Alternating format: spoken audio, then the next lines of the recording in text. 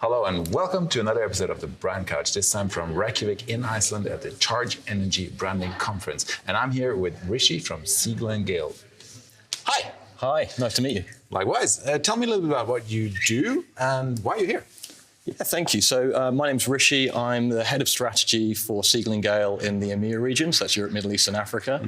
And I'm very much, in the world of brand strategy, helping companies of all shapes and sizes across all sorts of industries develop their brands, create new brands, reposition themselves in markets, so that they can create more value for themselves as businesses, but also more value for their customers, their wider stakeholders, their employees, and ultimately, I guess, society at large. So it's all about creating powerful, resonant, and simple brands. Yeah. Siegel+Gale is all about simplicity. Nice. So, and of course, when we are an energy conference, right? And then in about 20 seconds, we'll hear 100 people on that side of the room, probably. But being at an energy conference and looking at energy as a, let's call it previous commodity, really, how do you see sort of the challenges of the energy sector in branding? Yeah, I think there are kind of long-term challenges that the sector has faced, So I think overall the perceptions of the industry can be somewhat negative by consumers and by general public and by society at large, because they're often demonized. The industry is often demonized in the media as being an industry which isn't necessarily moving forward at pace or moving forward fast enough. Is contributing to climate crisis. In the shorter term, we're obviously having price hikes that consumers are feeling. So I think it's very easy to demonize the industry at large. And I think the brand challenge really, therefore, energy companies is to balance out that narrative, to shift the story and actually tell the stories of what is going on inside the energy industry and all of the amazing innovation and change that is happening.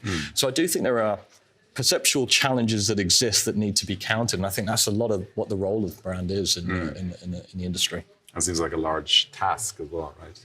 But you guys have literally, or you're going to talk in about an hour, I think, about research you've done on a Generation Z and how they sort of look at the energy brands itself and what the changes are, and also maybe changes the perception when it comes to, or compared to other generations. What can you give us a little highlights on that? So the talk. A little glimpse into what we're going to talk about, of course, So, I think we're very interested in Gen Z as a demographic cohort because they are going to become the biggest consumer cohort and the biggest employee cohort in the next few years. They're already a very sizable group. There are about 2.6 billion Gen Z around the world. And as they grow up, they're currently aged between 10 and 25. As they move into sort of employment at mass, they're going to be a really important group to understand. And we know that they have slightly different values to previous generational cohorts in terms of them generally being more purpose-driven, generally being more about the collective rather than the individual.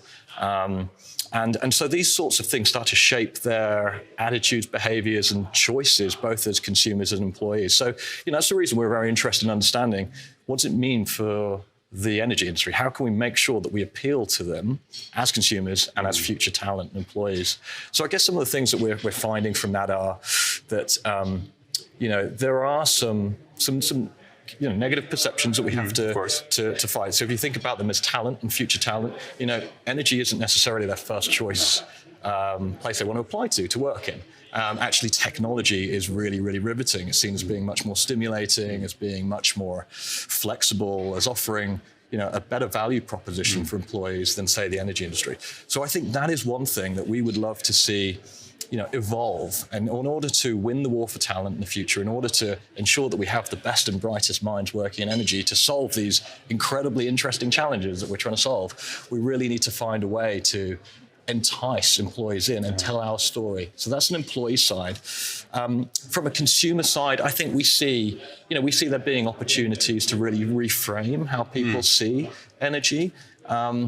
There's a bit of a cognitive dissonance that we see, like with Gen Z. They want to do good, they're purpose-driven, but they feel that sometimes they're not able to do good because they also want to live their lives. They're a generation that's coming into their kind of 20s. They're starting to travel. They're starting to dine at nice restaurants. They're starting to do all these things. They don't want to compromise their life, but they want to at the same time consume consciously.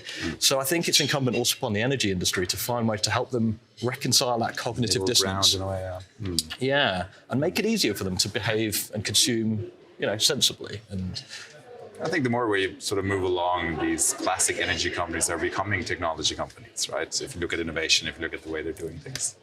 All right, Rishi, we could talk about this for a long time. Yeah. And it's a huge task, I think. And it's going to be super interesting to follow both of those journeys. Guys, if you want to check out what the work they do, check out Siegel+Gale.com. And if you have more questions to Rishi, you can probably find him as well. And thank you very much for watching, and see you later.